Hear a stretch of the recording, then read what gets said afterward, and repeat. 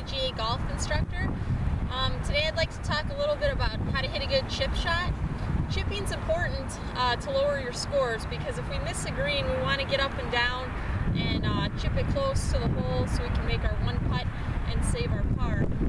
So good technique with chipping is important, but it's also equally important to know how to manage these shots we have around the greens.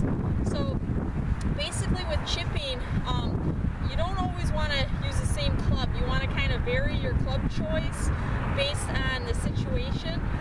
So we want to get the ball rolling on the green as quickly as possible. We don't want to just fly our shots up high and try to land them close to the pin. The percentages are in our favor if we try to get the ball rolling as quickly as possible. So if you have a shot where there's a lot of green in between you and the pin, you want to take a less lofted club, like a 9-iron or an 8-iron, and hit more of a bump and run type shot. But if the pin is close to the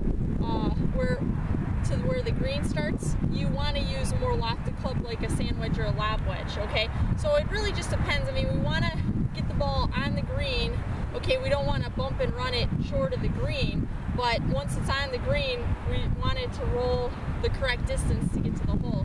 So that's how we can vary our club choice. A good rule of thumb is to land the ball like a couple paces on the green, and then try to allow it to roll the rest of the way to the hole. So I have a medium length chip here, short to medium length, so I'm going to use my gap wedge for this shot. And I'm just going to kind of go through some basics of the technique. Now, you also want to remember when you're chipping to pay attention to the lie you have if you're on a slope. Right now I'm chipping a little bit uphill. Okay, so I'll need a slightly longer swing. If I'm chipping uphill, my club's also going to, that's going to add some loft to my club. So I'll need to take a little longer swing or use a less lofted club. So basically I just want to land this ball like a couple paces on or a few paces on the green and let it roll the rest of the way to the pin. Now, how I'm going to set up here with my technique is I want to have a nice narrow stance. I still want to have good posture, so I'm going to bend properly from the hips and have a good knee flex, and then have my arms kind of just hanging down like this. I want to play the ball more towards the back of my stance, and then I want to lean my weight a little more on my left foot. So about 70% of your weight should be on your left foot when you're chipping. We also want to have the hands forward, so we're going to chip like this with our hands kind of in line with the inside of our left leg here, okay? That's going to allow you to use the club properly and hit down on the golf ball, which is going to make the ball go up in the air. If we start having the club shaft come into the ball like this, we're not going to catch it solid. We'll hit the bottom of the club, or we might chunk it and hit it a little fat. So we want to just hit down on it. So the club needs to look like this as we're actually hitting the golf ball, just like that. That's how we hit it in the middle of the club face.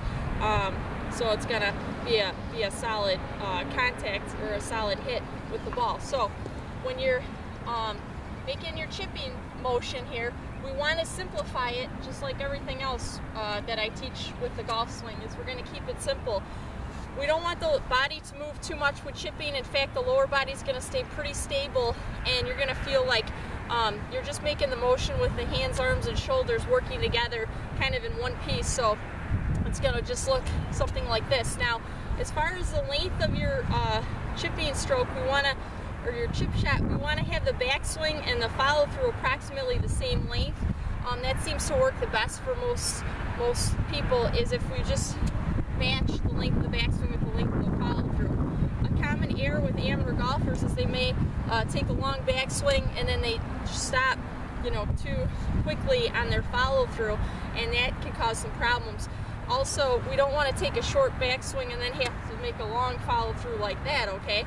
We just want basically to go back and through about the same length. So it's going to look something like this, okay?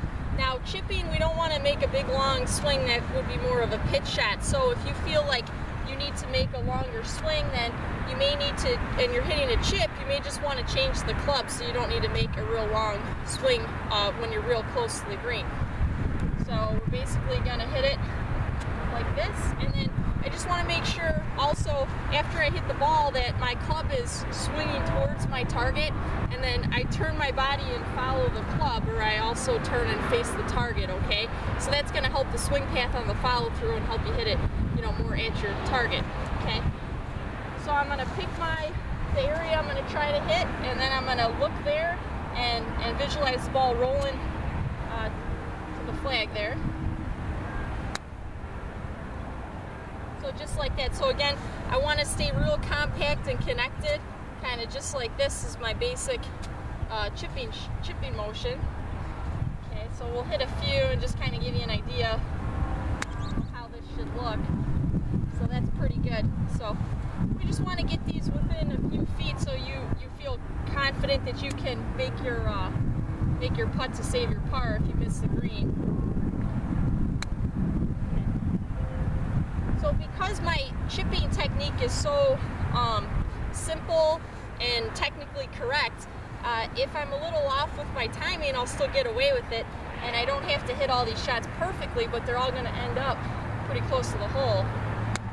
Okay. So those are all within, you know, a couple feet of the hole.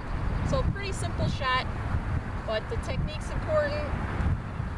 Picking the right club is important. So I'll hit a few shots to the farther pin here. So what I'll do is change to more like a probably a 9-iron and just kind of bump and run it. So this is my gap wedge. So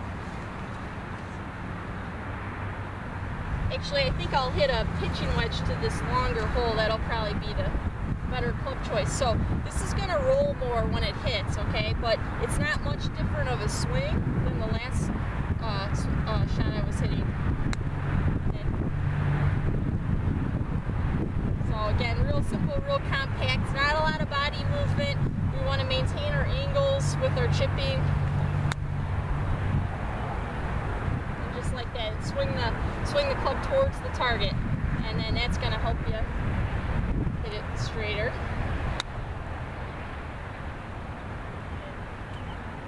So chipping's pretty simple once you get the technique right. We want to make sure we're hitting down on the golf ball, and then the loft of the club's going to make it pop up in the air.